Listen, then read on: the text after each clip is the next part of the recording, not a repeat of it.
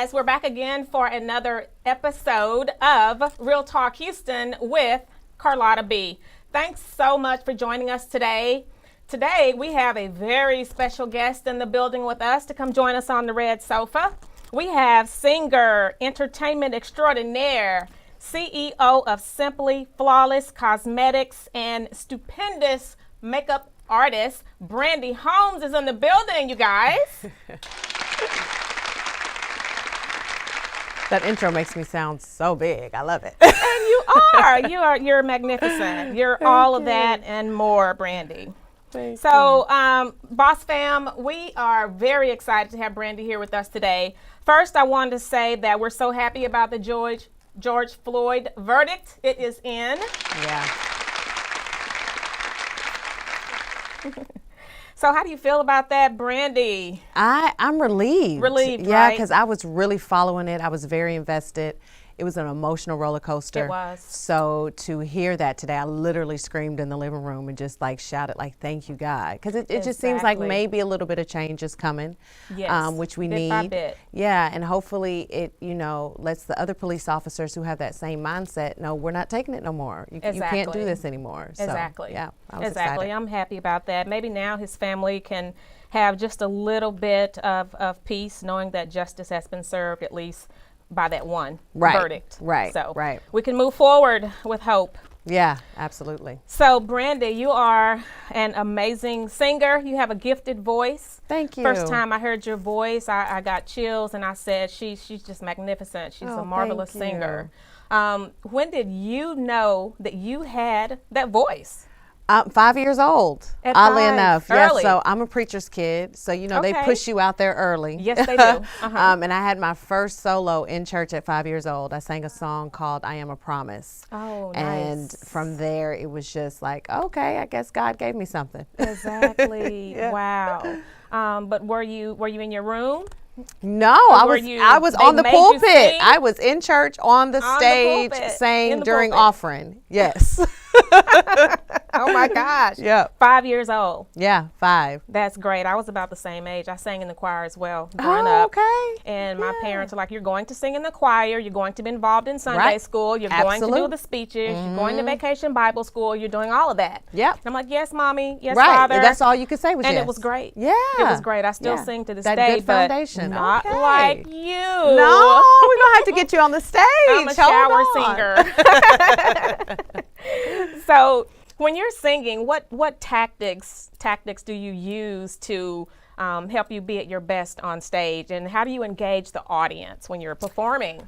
Well, now with where I am in my singing career, the only tactic is to have fun. Like what I used to do before, I used to do all of the vocal exercises and not talk for hours before and wrap my throat up with a scarf and drink tea and lemon. And I did all of the routine stuff, and it would just take the fun out of singing and performing because I was so nervous about hitting every note and remembering every word.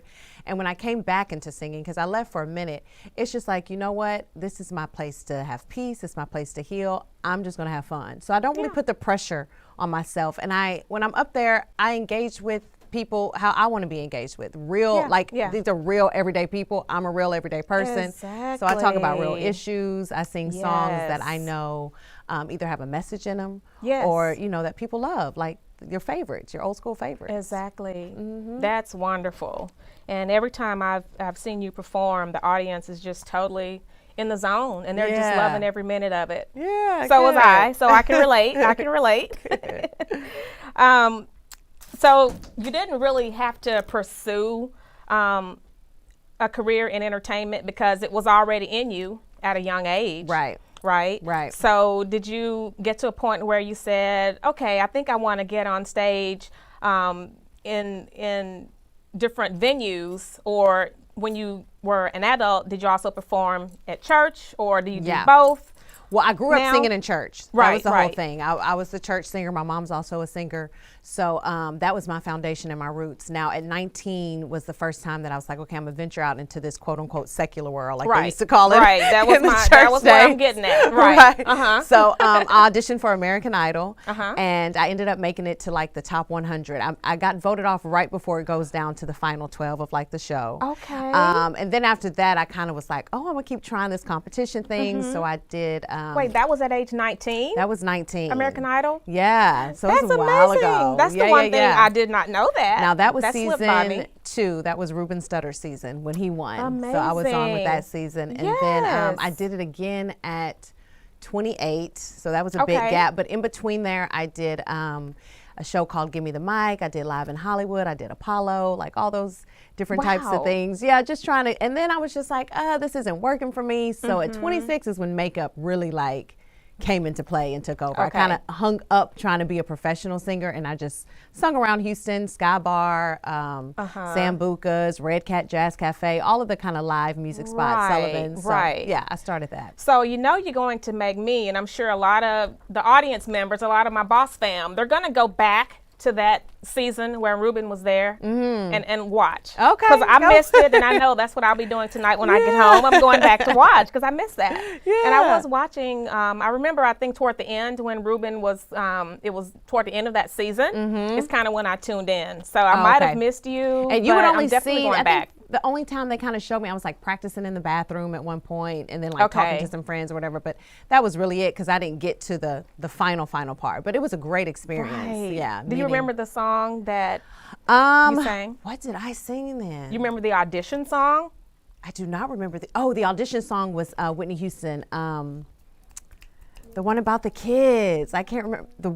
About the world. Not We Are the World. No, that's that's Michael Jackson. And why am I forgetting the song? I believe about the children and yes, that's it. Okay. Yes. I believe the children are our future. I believe the children are our future. Yes. Okay. That was the audition song. Okay. Thank you, media manager. Yeah. Okay. Good memory. Right. What is your favorite genre? Do you have a favorite genre? R&B, pop, soul, gospel? Gospel is my favorite because gospel really does heal. It does. It really is that music that can pull you out of the trenches, the gutter, the depression, the sadness. So that's my go-to. That is so true. I was listening to gospel and praise all the way to the studio today because I was in standstill traffic. Right. And I was just like in a zone of, oh my God, help me, please. And I was a little antsy because I hate being late. So yeah, that was definitely my go-to today. And it relaxed me. Yeah. It relaxed brings me. a peace. Yes. So that was great. So today, thus far in your adult career, what has been your absolute best performance where, you were just happy, it was great, the audience engaged, everything went without a hitch? And then what was your worst performance and what went wrong? Or if you had a worst performance? Oh, of course. Share both. So it's crazy to say it, but my best performance was Halloween, October 31st, 2020. Okay. Oh, 2020. 2020. Okay. Best performance. I was coming off of a really, really difficult time, and I think at that point, God just released something in me to where I just let it go, and I even bust out in a gospel song, which was not planned. That really just released what I was going through, and then probably the worst performance, which I can remember, is December 15th of 2020, and that was only because I had a little bit of Tito's. Okay. Nice.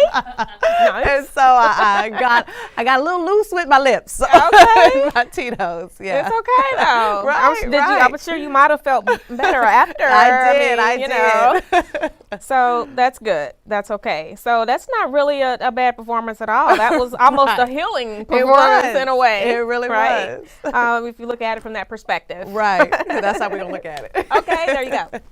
So, if you're having a bad day, we kind of touched on it already. We know that prayer, praise, and gospel takes us to a different state of mind. But if you're having a bad day, you're just not in a good mood, you're not feeling well, but you have to perform. Yeah.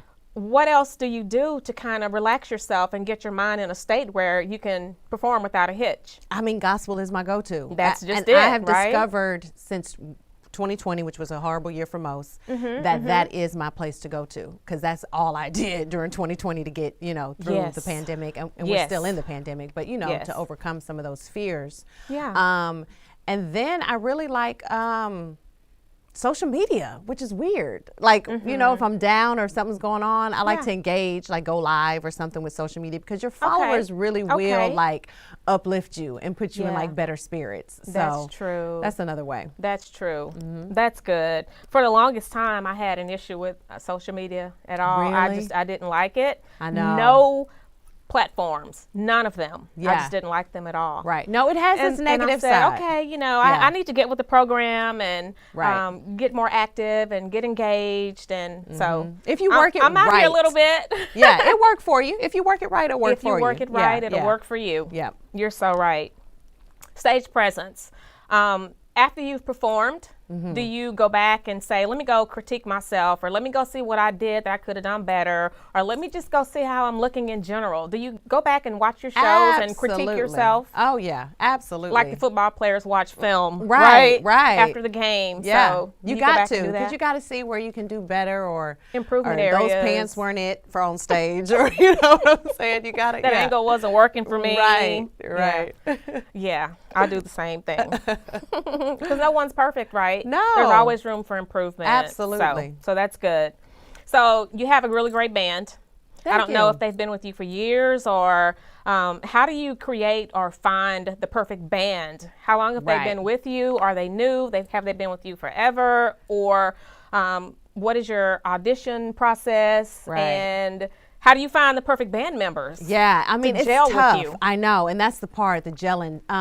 The Goodfellas is actually fairly new to the Brandi Holmes experience. Okay. I used to be with a band called The Unit for years. Okay. But Gary, who is the drummer of the band, who is also the music director, me and him developed a really good friendship. So in us developing a friendship, it translated well into our business-ship. So it's really his band that he puts together. Okay. I've had a few keyboardists come through to kind of see, who do I like, who do I gel with. And so far so good. I've lucked up. Everybody's been, pretty good. Like, I have some of my favorites, but I don't have anybody where I'm like, absolutely not, you cannot be on stage with me. Yeah. But what's very important to me is they all have a ministry, or should I say a gospel background. Most of them all play in church or have played in church, which is super important to me, because I will bust out into a gospel song And in they no need to be time. able to follow along. Absolutely. So that's a Right. win. But they're new, but they're good. So in your band, you have the drummer, you have a keyboard, Bass and guitar. and guitar. Yeah, and actually 2 keyboards, technically. When I perform, I like 2 keyboards. So. Okay. Wonderful. Well, you guys sound great together. So thank it's the you. perfect combination. Yeah. So this is one of those questions I hate asking. Yeah. And hopefully yours is short and positive. But then again, we develop and become better people from having adversaries. Yeah. How do you handle people around you in your circle, whether they're friends or not, that do not wish you well, the naysayers, the haters, as the young people call them? Right. How do you handle them? And have you had a situation that you've had to deal with directly with someone that's in competition with you that just Well, what's negative? so crazy? I never know when somebody's in competition with me. Like, if you're in competition with me, I really honestly do not know. Like, because I'm not in competition with anybody. Exactly. Like, I really want to see all of us win. And I really do feel Exactly. like when it's competition, what it is to me is whoever wins is supposed to then open up the door for all of us to now come and win as well. Right. Like, you don't close the door once you get the win. So Right. But really, I have developed here lately just operating out of love. Like, I am so serious about maintaining and protecting my peace at this moment. Yes. That I Very don't important. even want to entertain give the thought. energy, that there's Yes. some negativity. Like, if you coming at me with negative, I'm coming back with positive. Exactly. And sometimes we just have to think about, where is that person in their life to where this Right. is how they're operating. What is Right. going on with you? Yeah. Why is this happening? And Right. sometimes you can just fix it simply by operating in love, to whether a self-check, like, wait a minute, why did I do that? Why am I hating? Why am I competing against her? She seems like she's whatever. Exactly. Yeah, and it just makes life easier. Right. It really does. That happens a lot when Yeah. people don't know who you are, or don't know who we are, or anyone that's dealing with that, not just us. But Yeah. there's a lot of people that they have unwarranted hate. Yeah. You know, they don't know you. They don't know who you are. They see you. They may see you online, and they just dislike for no reason. Right. So, and you're so right. sad. You know, it's, honey is better than, what's the saying? I know what you're honey talking is about. better than salt. Let's just say salt. Salt. Sugar. Let's say sugar is Yeah. better than salt. Kill them with kindness. Right. And how can you dislike someone that's nice and sweet? And Yeah. so it's just wasted energy. It really is. It's wasted energy. So along the lines of relationships, we're having a really tough time with our millennials, and actually everyone's having a tough time in relationships. It's not just the millennials. It's not. So for what advice do you have, if any, for single men and single women in this day and time? Oh, Lord, I be preaching to myself. So I'm recently divorced, and Okay. Lord, just the relationship thing now, it's so scary because your access to any and everybody is at the touch of a finger. Exactly. So, and it's just Right. different from, back in the day. I think now it's so important to have some type of relationship with God. Like Very you got important. to be accountable to somebody. You got to Right. feel like you're going to disappoint There's somebody. consequences. Yeah, because Yes. when you're making these decisions, it's very selfish. I'm not in my relationship anymore because of infidelity on my husband's hand. But when I just think about the decision that he made, it's like, yo, I'm human. Like, just like you're a human. You really got to start taking people's lives into consideration when you're making of these course. decisions. We've just gotten so disposable. We're canceling culture, soon as somebody mess up. And I really think that you got to really know who you are. And that's a hard thing to figure out when you're a young person, because you're going to bump your head, you're going to make some trial and errors, and then that's really develops into who you are. But if you really just, and I always tell people to read James. James is the best chapter in the Bible to read because it talks about the character of a Christian. If you really start developing those characteristics, then you can really decide, who did God create us to be? Like, how are we supposed to operate as his children? And he gives it to us in James. It's 4 chapters. It's super short. Now, if you can do what it says in that, then you're going to know who you are and you'll be able to operate with love and integrity. Yeah, I think that is so important to be, like you said, spiritually grounded. Absolutely. Have a relationship with God. Yeah. Otherwise, you feel like you can just do what you want with no consequences whatsoever, and it's just a free for all. Right. And that's so not true. Right. So right. not true. Because you got to pay for those seeds that you plant. Yes, You know you what do. I'm saying? Yeah, that's right. We reap what we sow. Right. And my husband's name is James. Okay. So he's spiritually grounded. So we talk a Good. lot about. He's very proud that his name is James. Right. So I'm sure he'll be very happy that you said dropped that. about the book of James. Yes. So now, just on the flip side, when it comes to marriage, Yeah. what do you think it takes to have that longevity and success in a marriage? Right. And if you could go back and change anything in your marriage that you mentioned, what would that be? I think successful marriages, again, grounded on God, but not just grounded on God. There's a true relationship with God, because you can be going to church all day long, but not have a true relationship. Still not have that relationship with God. That's true. Yeah, of course. True. Communication, like everybody says, is key. But I also think setting boundaries is key in a successful Most marriage. definitely. Right. And really being authentic with what it is. Like sometimes, I know I did in my marriage, I would sugarcoat how I felt because I didn't want to hurt your feelings. I didn't want to seem like I'm the uncool wife, or, that I'm like fussing about everything. Right. But now, things that I would change: one, I would date much longer, because I met and married my husband within 4 months. So that's no time to get to know anybody. Okay. You know what I'm saying? Right. Yeah, the and representative. They can fake for 4 months, right? Absolutely. You some can people hold can out. do it longer than that, Right. actually. And then once they, get in there, they just let it all hang out. And you're like, what and who are you? Who are you? Exactly. And then I would definitely take the time to see whoever my future husband is in every season. So I want to see you when you're broke, when you got money, when everybody know you, when nobody know you, when you're upset, when you're sick. Yeah, and pay way more attention to how you treat your mother, your sister, and just people in general. Right. So a lot of things I learned from my marriage for my next marriage on really what to do. That's the way it works. Yeah. Yes, you're wiser. Right, much wiser. Now, although I would have stuck it out if infidelity wouldn't have came into play, but that was my deal breaker. So, That is a deal breaker. It should be a deal breaker for most. Cheating and beating, I'm out. Oh yeah, those two things. Yeah. The C and the B. Yeah. Intolerable. Right. Yes, Right. ma'am. And relative to communication, a lot of people communicate and they think they're doing it tactfully. Yeah. But the other person is not comprehending. Right. We can communicate all day long. Yeah. But if the other person is not comprehending or they don't understand what you're saying, then they're falling still on deaf ears. Exactly. Yeah. Exactly. So you have to make sure the other person is understanding what we're saying. Yeah. Generation X. Are we Generation X? We're X or Are Z? we? I think we're X. Okay, that's what I was Yeah. thinking. So Generation X. I didn't forget them. Versus, I know, right? Look, how old are we? Right. What's the major differences between our generation and millennials that you see? Whether it's on love, whether it's on finding a job, whether it's on school. What major differences do you see between our generation and their generation? Well, I can Do you say have off nieces, top, nephews I do. around that age I have a frame? niece. Yeah. Okay. And off top, just with this whole Black Lives Matter movement, they are fearless. Like they are out there on the front line taking rubber bullets and gas and the whole nine. Yeah. And me, I'd been like, okay, I took one. I'm gonna sit back now. But they are out there day after day. So they are definitely, they're not going to put up with it. You know, I think we kind of were more silent. You know, of course we knew it was wrong, but we didn't really take a stand against it. Right. Now when it comes to love, I mean, they are loving on everybody. Now that's where we're different. But we kind of chose one and It's stuck like, with hey, it. But yeah, they're like, I'm no. gonna get a little bit of this, a little bit of that, I'm gonna do a little bit of this. So they're very open and Doing fluid too much. with their love.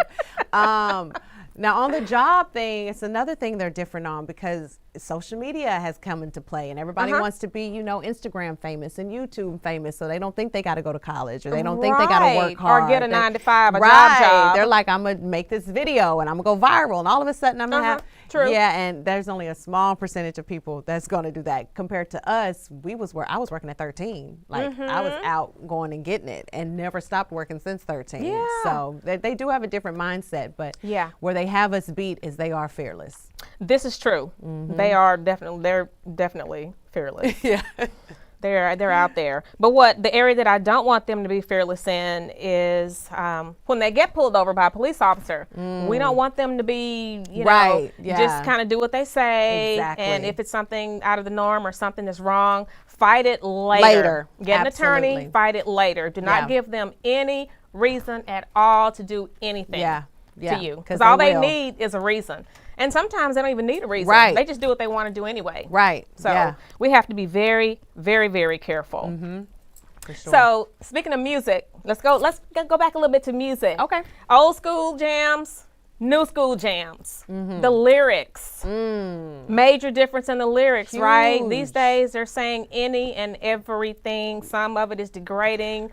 The lyrics. How do you feel about that? I don't, because I don't listen. I can't. I am still back in with my Patti LaBelle's and my Aretha Franklin's and Charlie all the, Wilson and Anita Baker. Oh, and- Anita Baker. That was my first concert I ever went to at 19, and I was literally in awe. I was just like, her voice is like Her butter. voice. It just flows out velvety, of yes, it's crazy. I But know. these kids will never know. Yeah. We are not going to be bumping this stuff in 5 years, 3 years. Like, Right. Yeah, we're still listening to Luther Vandross and Babyface, and so like that is the real music. I think a lot of the millennials are starting to get a little bit nostalgic and kind of listen to some of the old school music. Yeah. And if you notice, a lot of the new school music is sampled from Old school. the old school Right. music. Yeah, so I absolutely. think they listen. Yeah, but a little bit. sometimes they'll turn it into Right. something else. Yes. But a lot of them, they'll kind of just go back and just listen to it and say, hey, that's pretty good. My mom and dad used to listen to that. That's some pretty Right. cool music. Right. Yeah, the best music. Yeah. So let's talk about Simply Flawless. Yes. Cosmetics. You have a cosmetic line. Mm-hmm. Yeah. So Yeah. what all do you have in your line? I know lipstick. Yeah, lipstick. And guys, I'm wearing the Fired Up today, the Fired Yeah. Up red, and I love it. And I also have Grateful, Yes. which is kind Grateful's of one like my the favorite. purpley color. Yeah. I love that. And I'm still waiting on that 24 karat gold that I requested. So I know. I gotta get on it. We I gotta gotta get get on that in that. the mix. Gotta Yeah. get on that. So tell me about the items in your line. Well, I mainly a skincare line. So that's where Okay. 6 years ago I started off with a skincare line. But when COVID hit, of course, I had all this time. So I was actually had the time to put into developing lip colors. So everything in my line is all natural. It's hand and house made. Me and a girlfriend of mine, we actually sit there and we mix it up together, package it up, and get it sent out. So it's truly, truly made with love. Fun. And I'm just excited about it. The skincare has been doing amazing during COVID. I think a lot more people took self-care into consideration. They had the time. So I had a lot of new customers come in and try it, and they are loving it. And then the lip line, of course, it's speaking for itself, literally. Yeah. So I have to get this 24 karat one created. It's going to take a lot of pigment, but it's going to be worth it. So I'm gonna make it happen. Do we have a approximate time frame? Look, can we get this in writing? We got a target date? Is it going to be like in 30 days, 60 days? What are we in? This I'll be first in line. April. Okay, May. We can shoot for May. Okay, that's my birthday month. Okay, good. So I'll be prepared for that. That'll be a really great birthday gift for me. Okay, gotcha. Okay. I gotcha. What is your inspiration for the names that you give your lip colors? Is there a method behind the titles? Oddly enough, at the time that I was creating the lip colors, I was going through my divorce. So I was going through the whole emotional roller coaster of that. Yeah. So a lot of it stemmed from my emotions at that time. So woosahs and emotion, fired up, because I was fired up. Yes. There's one called Fuchsia, which actually was F it. Oh, I like it. I like it. It's right? Fuchsia, grateful. Was in their unbothered mood. It was all stemming from what I was feeling at that time. Yeah. That turned out to be a motivator for you in a positive way, right? That is really great. How do you stay abreast of like the latest beauty trends or the latest ingredients or the latest just colors and just trends online. for makeup? Online, Instagram. I follow some very big influential makeup artists on Instagram and social media. Okay, so, great.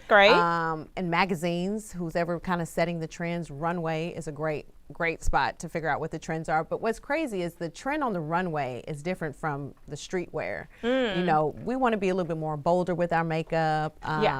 We like more edge. And runway is really like a soft, kind of everyday girl, because it's really all about the clothes. But it does kind of keep you abreast on like the newest and latest products coming out. So. Okay. Well, that sounds good. Good.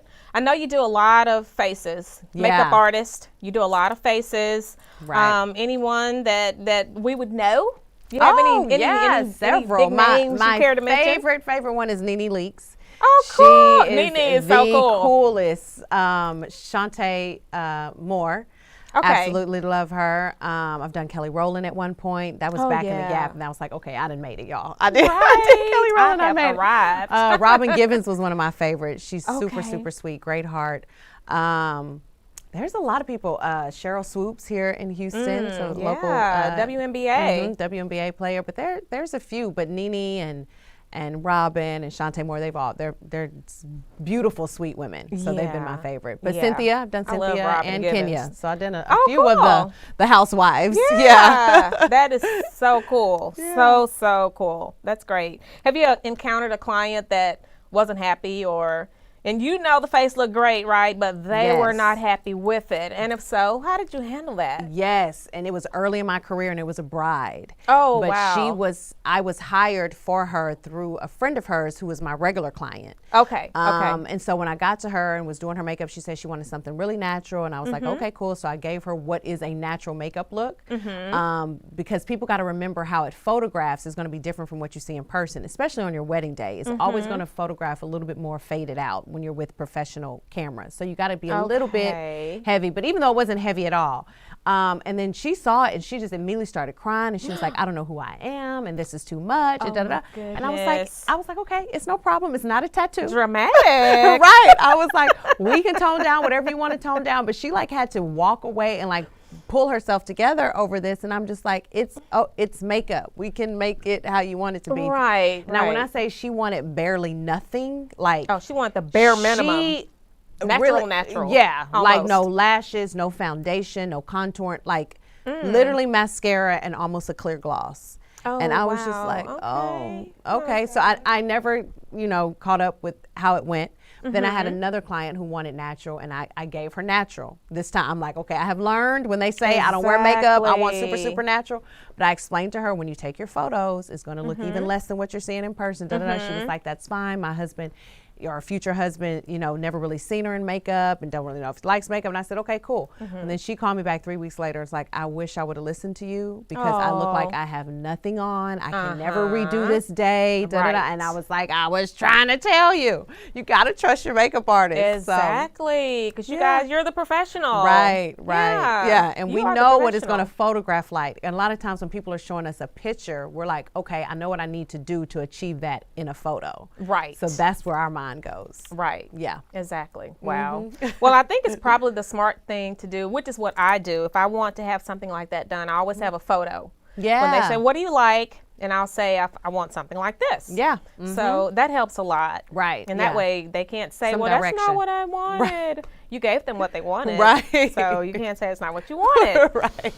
So, Brandi, you have been great. I could sit here and talk to you all day, but unfortunately, we're running out of time. Okay. Would you care to share your information? If anyone wants to get their makeup done, Brandi is absolutely amazing. She's a phenomenal makeup artist. So if you guys would want to reach out to her, you want to supply them with your information. So you can find me on Instagram. Everything is on Instagram. The way you can buy my products at simplyflawlessbybrandi.com. And if you are interested in booking an appointment with me, my link is on there as well, which is stylesy.com/simplyflawless. And DM me. I try to answer my DMs. They kind of come in a lot, but I eventually get to them.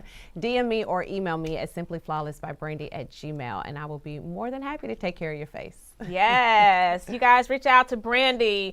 Again, you've been great. It's a pleasure having you here on the Red Sofa. Thanks for having me. And Boss Fam, you guys go follow me at Real Talk Houston. If you have a compelling story, you would like to share that with us, you can reach out to us via at Real Talk Houston. You can also send us an email at realtalkhoustonpodcast@gmail.com. And you can also find us on Roku TV, LD TV. All right. Thanks, guys. And we'll see you again next time. Bye, Boss Fam.